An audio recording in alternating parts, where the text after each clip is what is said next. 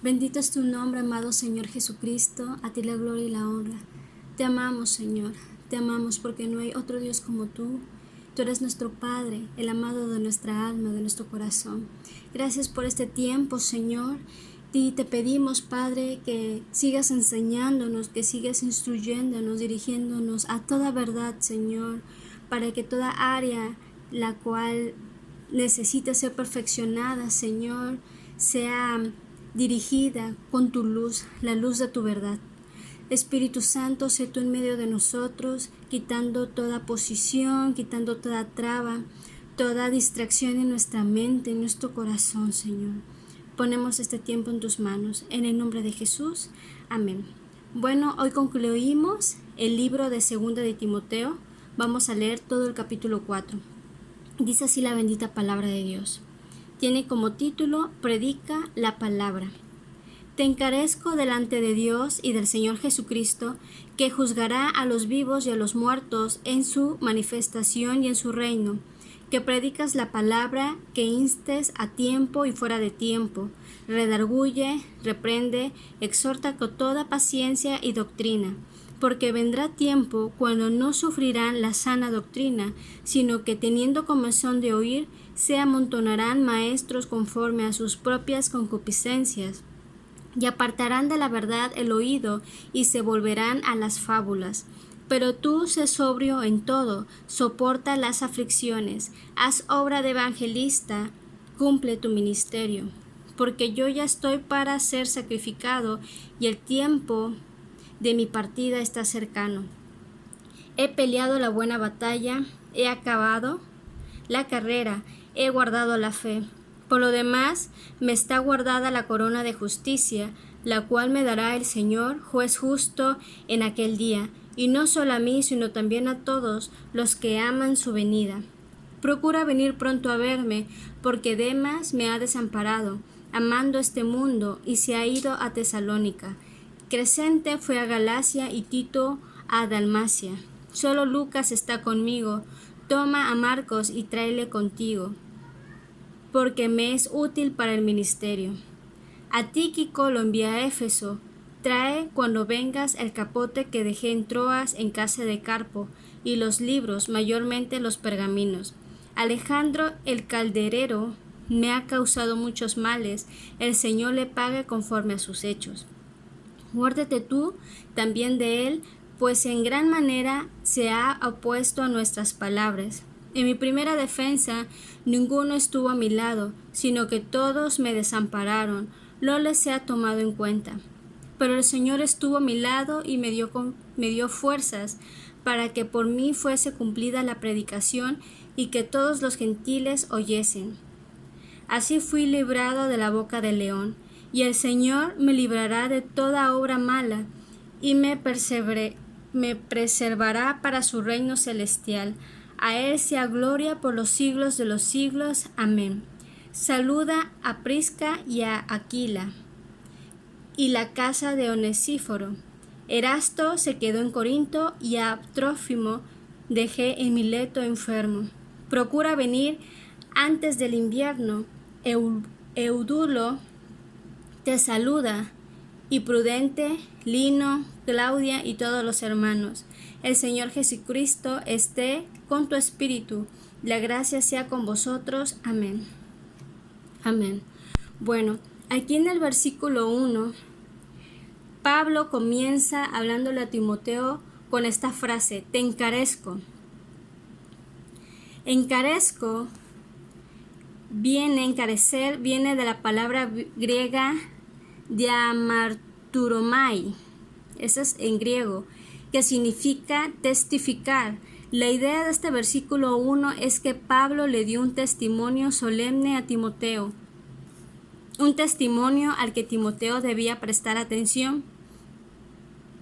Pablo, a través de su carta, dio testimonio solemne a Timoteo y lo hizo en presencia del Dios que nos juzgará a todos. El versículo 2 dice que prediques la palabra.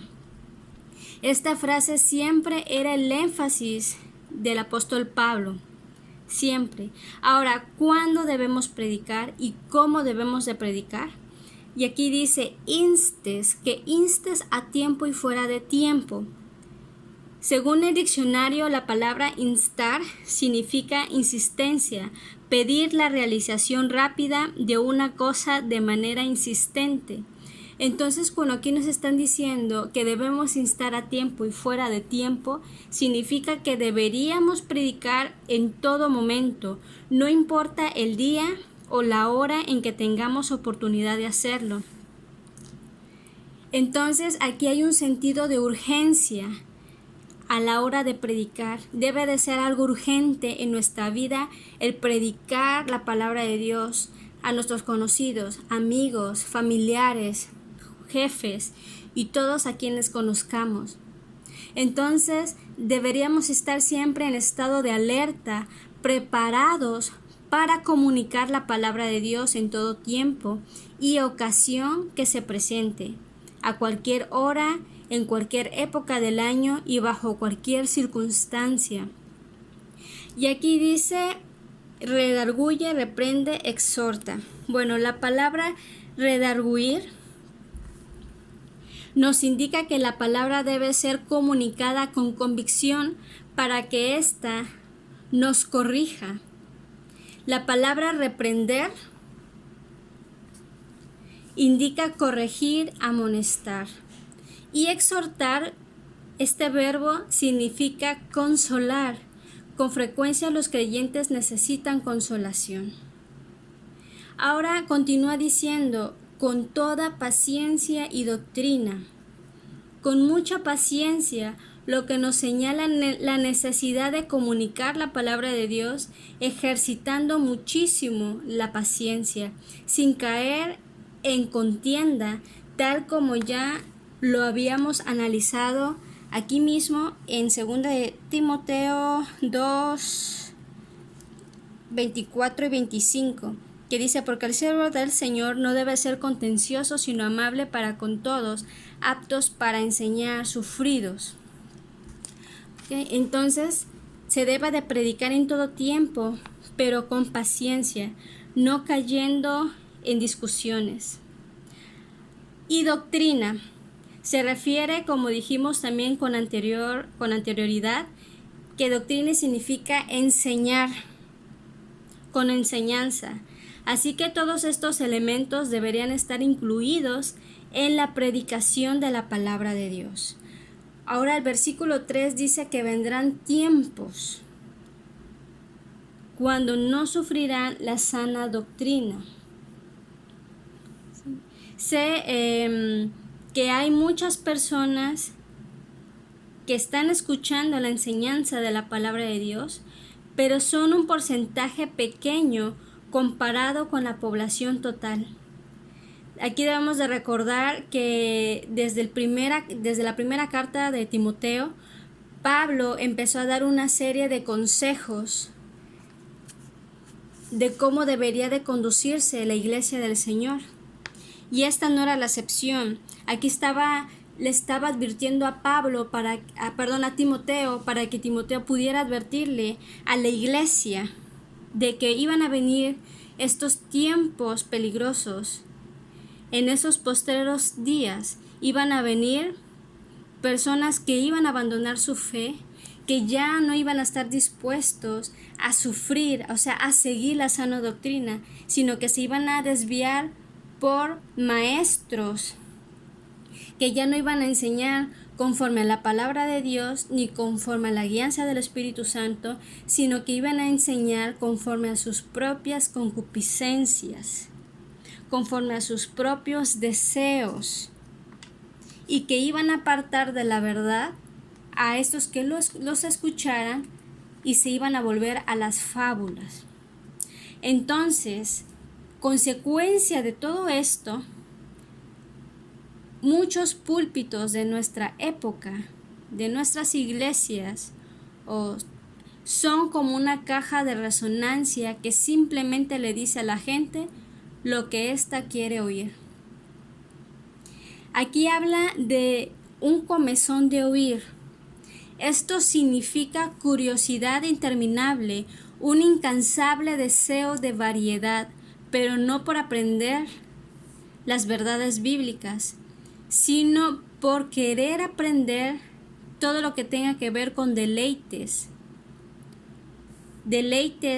que nos mantendrán entretenidos por falsas verdades que se acoplen a nuestra comodidad y a nuestra vida pecaminosa. Entonces habrá una tendencia de gente que escuchará a falsos maestros, cuya enseñanza estará guiada por sus concupiscencias. ¿Qué significa concupiscencia?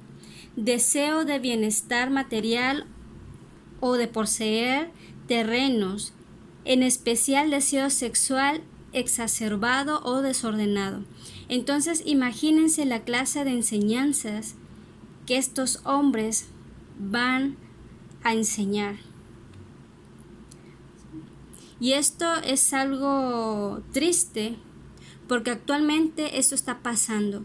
Muchos creyentes quieren un entretenimiento religioso por parte de artistas creyentes, una iglesia actualizada, con luces de colores, con mensajes relajados, con anécdotas motivacionales y financieras,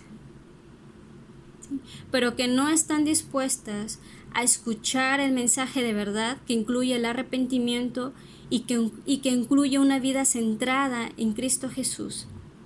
Entonces, estos falsos maestros que van a seducir el oído de muchos no enseñarán la sana doctrina, sino que enseñarán fábulas, como lo dice el versículo 4. ¿Y a qué se refiere con fábulas? Bueno, que van a enseñar enseñanzas agnósticas o gnósticas, filosofías, leyendas y diferentes doctrinas que enseñen que mediante lo místico, lo esotérico, la introspección, la intuición pueden acceder al misterio de lo divino y sobre todo que la salvación se obtiene por sí mismo. Todo lo contrario a la palabra de Dios, porque ahora sabemos que la salvación solamente se da a través de Jesucristo. Y esto de las fábulas ya lo había advertido con anterioridad Pablo a Timoteo en 1 de Timoteo 1:4, lo cual dice: ni presten atención a fábulas y genealogías interminables que acarrean disputas, más bien que edificación de Dios, que es por fe, así te encargo ahora. Bueno, en el versículo 5 dice: pero tú sé sobrio en todo, soporta las aflicciones, haz obra de evangelista, cumple tu ministerio. Bueno, la obra de un evangelista en ese tiempo era ser un maestro viajero, un itinerante, un misionero. Cuando le dice sé sobrio, significa que él debía de mantener la cordura, que nada lo persuadiera a lo contrario. En pocas palabras, que tuviera cuidado de los falsos maestros. Dice, soporta aflicciones. Esto le estaba advirtiendo que tendría que soportar sufrimientos por predicar la palabra de Dios en los últimos días.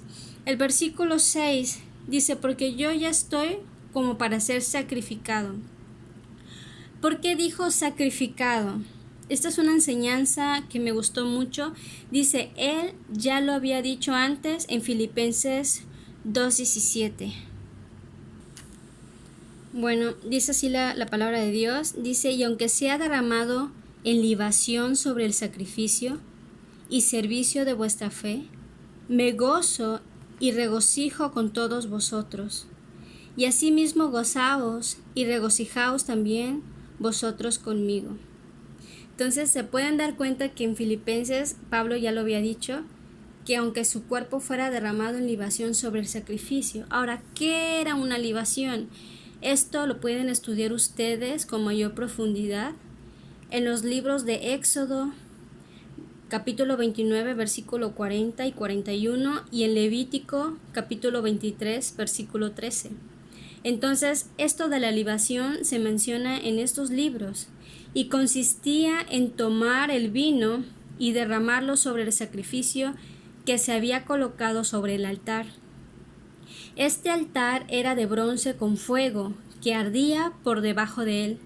Al tocar el altar caliente se convertía rápidamente en vapor y desaparecía. Esto era exactamente lo que el apóstol Pablo estaba diciendo aquí. He derramado mi vida como una ofrenda de libación sobre el sacrificio de Cristo. No ha sido nada para mí, sino todo para Él. La vida de Pablo pronto desaparecería y Cristo sería todo lo que se podría ver ahora en Él. Esta fue una de las más hermosas figuras retóricas que el apóstol Pablo usó. También aquí en el versículo 6 habla sobre el tiempo de su partida. Dice que está cercano. Aquí la palabra partida en griego significa analusis, que significa desatar, soltar. Lo que estaba diciendo es que en breve ya no estaría atado a esta pequeña tierra. Entonces es algo interesante cómo Pablo amaba al Señor sobremanera. A mí me impacta, la verdad, demasiado la vida de este hombre, porque Pablo fue un hombre como tú y como yo, y él estuvo dispuesto a derramar su vida, a menguar en su carne para que Cristo creciera en él. Eso es digno de admirar. Bueno, el versículo 7 dice, he peleado la buena batalla. Todo este versículo 7 resume su vida de 3 maneras diferentes. Número 1, he peleado la buena batalla. Él había sido un soldado, un buen soldado.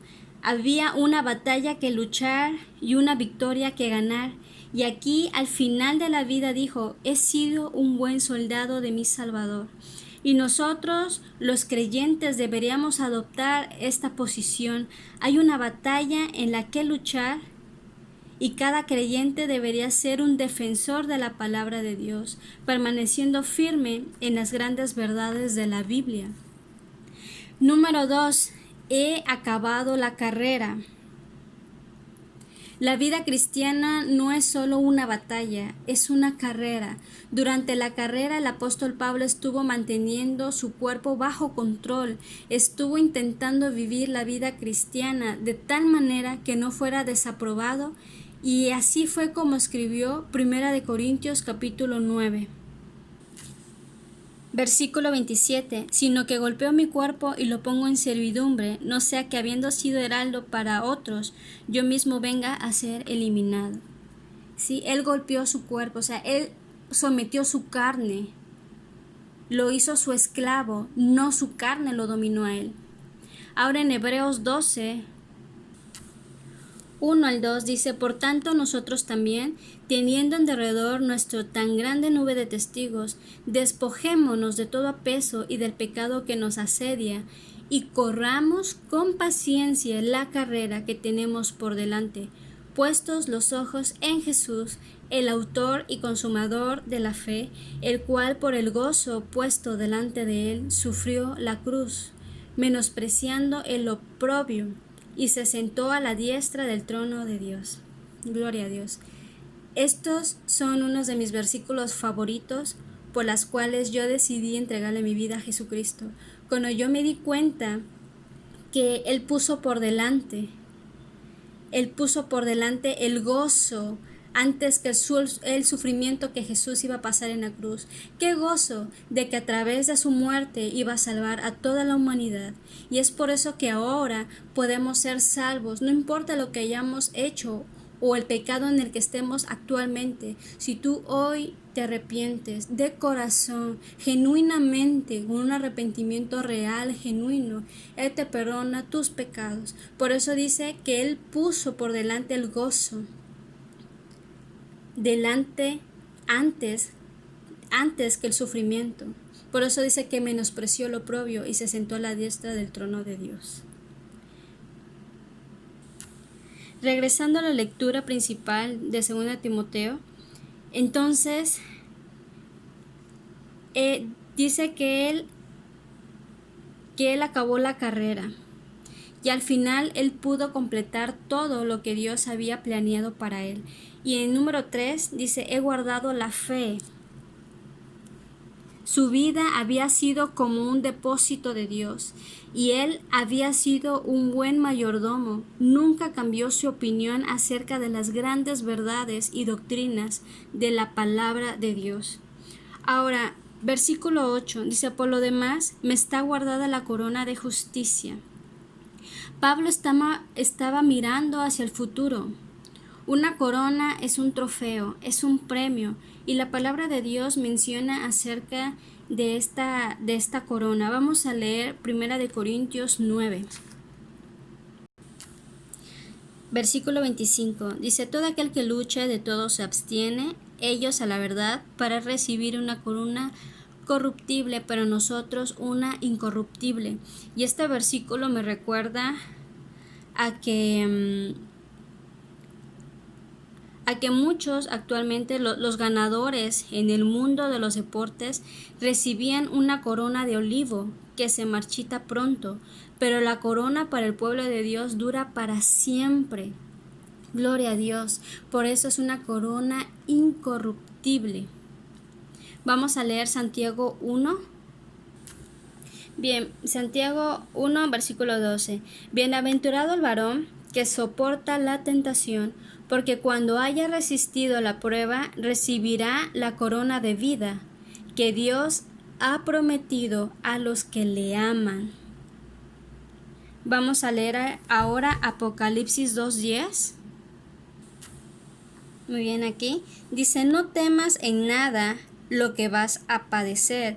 He aquí el diablo echará a algunos de vosotros en la cárcel para que seáis probados, y tendréis tribulación por 10 días. Sé fiel hasta la muerte, y yo te daré la corona de la vida. Entonces dice que aunque tengamos problemas, que estemos confiados porque Dios es fiel. Y por último vamos a leer 1 de Pedro. Capítulo 5, versículo 4 dice, y cuando aparezca el príncipe de los pastores, vosotros recibiréis la corona incorruptible de gloria. Entonces dice, cuando aparezca, aquí habla de su venida, de su segunda venida. Entonces se entregarán, estas coronas se van a entregar en su venida. Entonces Pablo aún no tiene esa corona, pero está reservada y la tendrá cuando nuestro Señor Jesucristo comience a otorgarlas. Regresando a la lectura inicial, dice, Señor juez justo en aquel día, y no solo a mí, sino también a todos los que aman su venida. Aquí dice algo interesante, que esta corona va a ser para todos los que aman su venida. Esta promesa es para nosotros. Si ponemos nuestro enfoque en el cielo y en Jesús, el cual es el camino, ¿sí?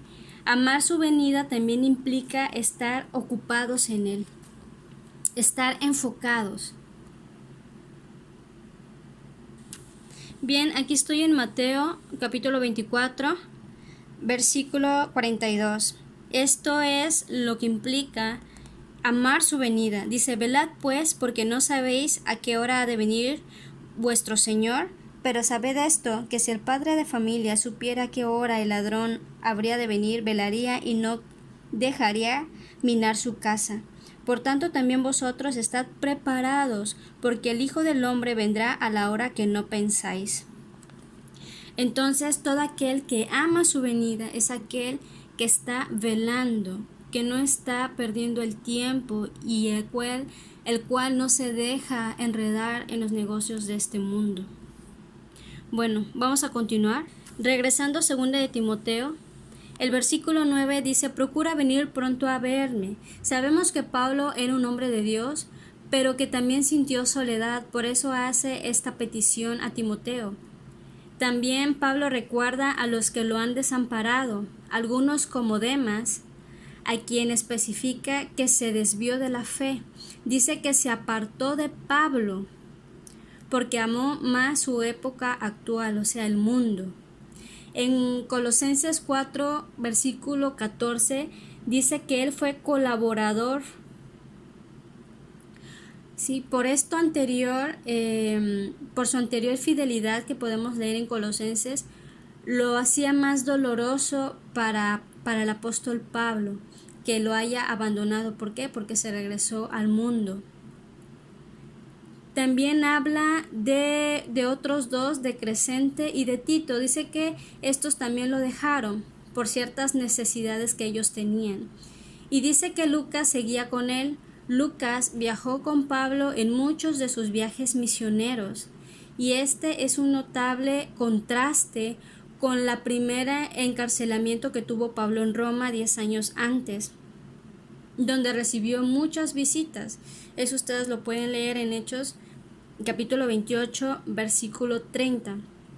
También se hace notorio en el versículo 11 querer ver a Marcos, lo que evidencia la restauración de la confianza de Pablo con Marcos.